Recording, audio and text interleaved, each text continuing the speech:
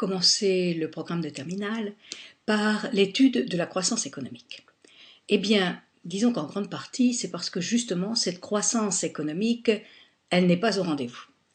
En effet, l'Europe va mal et la plupart des pays sont au bord de la récession, c'est-à-dire, comme disent les économistes, de la croissance négative. Comment ça se fait ? Eh bien parce que nous avons subi un certain nombre de crises. D'abord, en 2008, la crise des subprimes venue des États-Unis, qui a déclenché une crise financière mondiale, qui elle-même a déclenché une crise bancaire très importante, et le résultat a été une crise économique. La crise bancaire plus la crise économique ont déclenché une crise de la dette souveraine, c'est-à-dire de la dette de l'État, et donc nous nous retrouvons au milieu de crises et chacun pense que s'il y avait un petit peu plus de croissance, eh bien le chômage de masse, qui est actuellement le problème principal des pays de la zone euro, et les dettes publiques qui n'arrêtent pas de grandir et qu'on veut essayer de réduire, mais finalement on n'y arrive pas, eh bien on pense que c'est la croissance qui serait peut-être la solution. Mais comment réussir à retrouver de la croissance ?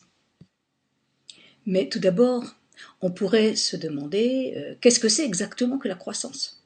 Et puis, comment la mesure-t-on ? Et aussi, comment les économistes cherchent à l'expliquer ? Quels sont les déterminants de la croissance ? Peut-on faire quelque chose pour recréer de la croissance ? C'est toutes les questions qui sont des questions absolument d'actualité que nous allons essayer de nous poser. Nous allons étudier la croissance économique. Dans une première vidéo, nous allons la définir et la mesurer.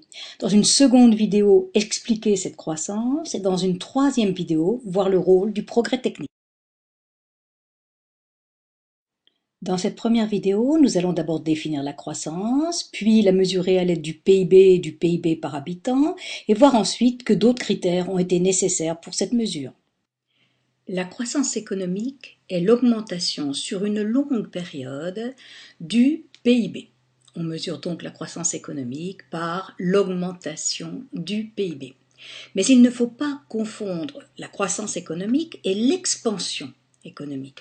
En effet, l'expansion, c'est une croissance du PIB, certes, mais sur une courte période, c'est-à-dire 2-3 ans. Quant au développement, certes, le développement nécessite de la croissance, mais c'est beaucoup plus que de la croissance. En fait, la croissance, c'est une augmentation quantitative, tandis que le développement, c'est une augmentation quantitative plus qualitative. C'est-à-dire que le développement, non seulement il doit donner de la croissance économique et une augmentation du niveau de vie du pays, mais il est là aussi pour transformer qualitativement les structures économiques et sociales du pays. Donc, 3 termes qui se rapprochent, mais qu'il ne faut pas confondre. Nous allons étudier la croissance à travers un certain nombre de graphiques et de tableaux. Pourquoi ? Eh bien parce que le jour du bac, il y a un des exercices de bac qui est une analyse d'un graphique, d'un document texte ou d'un tableau. Donc, eh bien, on va tâcher de s'entraîner toute l'année. Donc, voyons d'abord ce que l'on peut dire de la croissance. Nous allons étudier la croissance économique avec ce graphique à bas, avec en ordonnée en milliards de dollars et en abscisse les années depuis l'an 0 jusqu'à 2003. Ce qui va nous intéresser d'abord, ce sont ces barres vertes qui représentent la croissance mondiale. Qu'est-ce que l'on remarque de particulier, c'est que pendant toute une période, il n'y a pas eu de croissance. Il y a une période stationnaire où il n'y avait pas de croissance. Puis, à partir du 19e siècle, on voit apparaître le début de croissance, puis à partir des années 1860, elle s'accélère, et finalement, on arrive dans les années 50 avec un taux de croissance qui est relativement important. Et la grande croissance, eh bien, elle s'est passée pendant les 30 Glorieuses et jusqu'à l'époque actuelle où on voit la croissance évoluer de manière extrêmement importante et pour arriver à un total qui donc avoisine les 40 000 milliards de dollars. Ça, c'est une première chose importante. Pourquoi y a-t-il eu une rupture au début du XIXe siècle? Eh bien, cette rupture, c'est la révolution industrielle. Cette révolution industrielle a d'abord eu lieu en Angleterre, puis dans les pays d'Europe de l'Ouest. Cette Europe de l'Est, on la voit en rouge, on voit le début de la croissance économique dans les pays d'Europe de l'Ouest. Et donc, à partir de 1860-70, les autres pays, à leur tour, en Europe de l'Ouest, connaissent la croissance économique, c'est-à-dire font leur révolution industrielle. Or, cette révolution industrielle a coïncidé avec tout d'abord une révolution agricole qui a permis d'avoir des surplus agricoles. Ces surplus agricoles ont permis à une population plus nombreuse de survivre. Donc, il y a eu une révolution démographique. Et cette révolution démographique, elle a permis la révolution industrielle parce qu'elle a fourni la main-d'œuvre nécessaire à l'industrie qui a commencé cette révolution industrielle par une nouvelle énergie qui est la machine à vapeur. Or, cette nouvelle énergie va permettre d'utiliser des machines puisque cette fois-ci, on a une force très supérieure à la force humaine. Et donc, les machines vont être introduites dans le processus industriel. Et à partir de ce moment-là, le progrès va envahir l'ensemble de tissus industriels et va générer des gains de productivité de plus en plus importants, permettant ainsi une croissance très forte au niveau de l'Europe essentiellement, on le voit en rouge, mais des USA, cela va de soi, que l'on voit en bleu marine. Donc, ça c'est une première remarque. La seconde remarque, c'est la flèche bleue que l'on voit ici.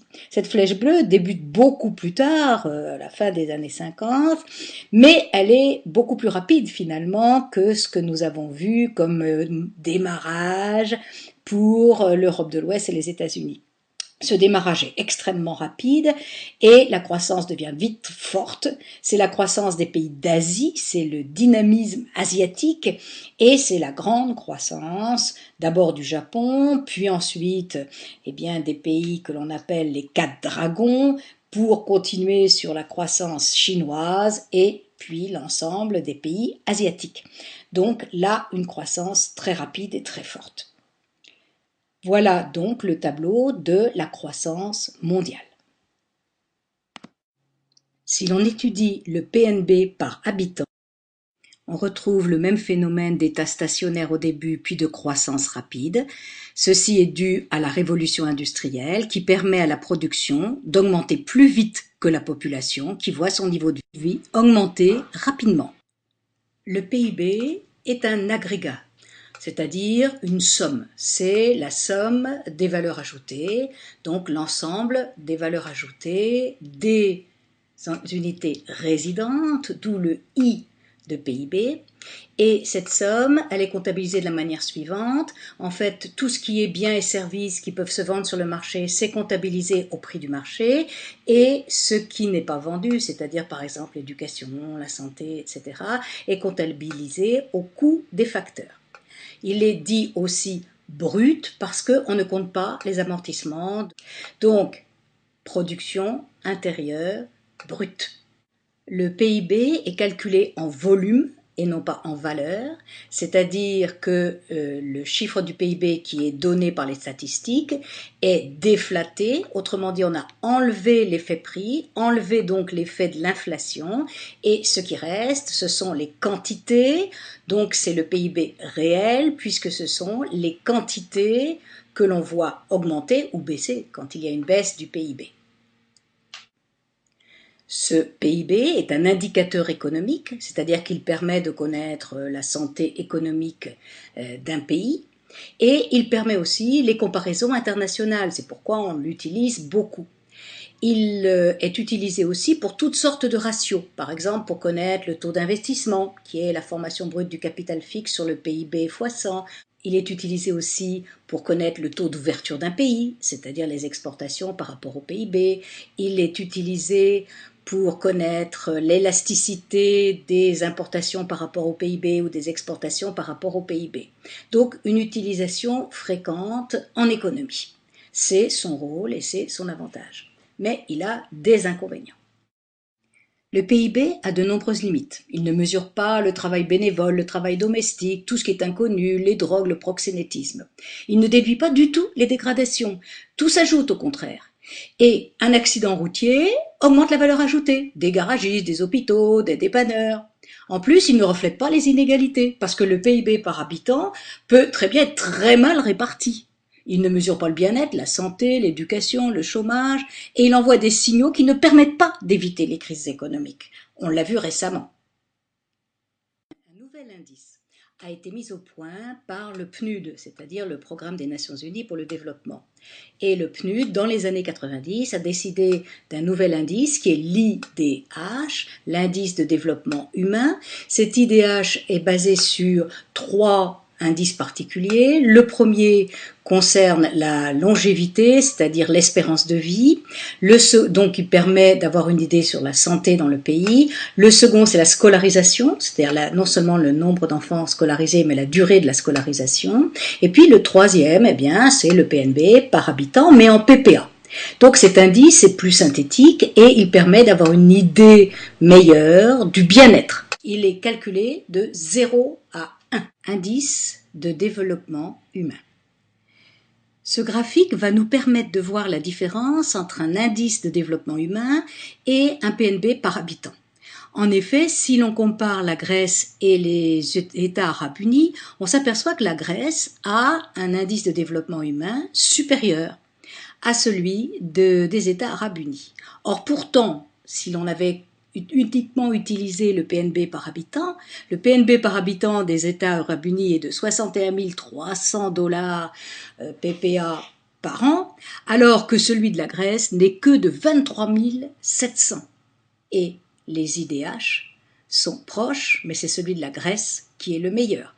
On voit donc que le bien-être est un élément essentiel. Bien-être, santé, éducation sont des éléments essentiels qui ne sont pas toujours corrélés avec le PNB par tête. Un rapport récent sur de nouveaux indicateurs a été rendu par 2 prix Nobel, l'un indien, Amartya Sen, l'autre américain, Joseph Stiglitz, et un français, Jean-Paul Fitoussi.